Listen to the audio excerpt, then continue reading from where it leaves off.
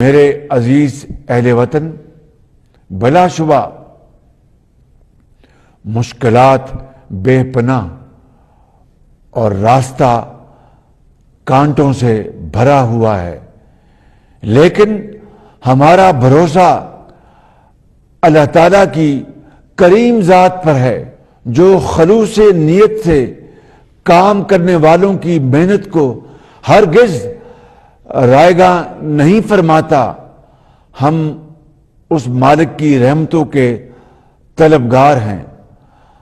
ہم آپ سے عہد کرتے ہیں کہ مل کر امانت اور دیانت کے ساتھ شبانہ روز محنت کریں گے اور کسی بھی قربانی سے دریغ نہیں کریں گے۔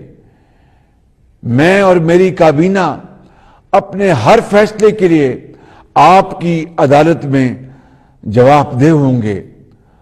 اللہ تعالی ہماری ان پرخلوص کاوشوں کو پذیرائی عطا فرمائے، آمین۔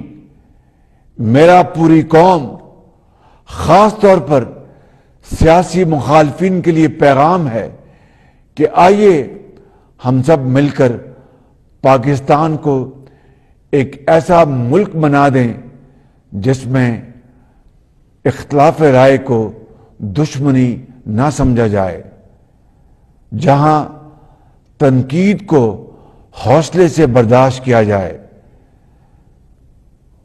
جہاں قومی خدمت ہی سیاست کا اصل معیار ہو، درسگاہوں کے دروازے کھل جائیں، نفرت گاہوں کے در بند ہو جائیں، جہاں عورتوں کے حقوق مقدم، اقلیتوں کے حقوق محفوظ ہوں، جہاں مزدور اور کسان خوشحال ہوں، جہاں مہنگائی، بے روزگاری کا خاتمہ، رزق کی فراوانی اور آسانی ہو، جہاں کا عدل باعث فخر ہو، جہاں ظلم کا خاتمہ ہو جائے۔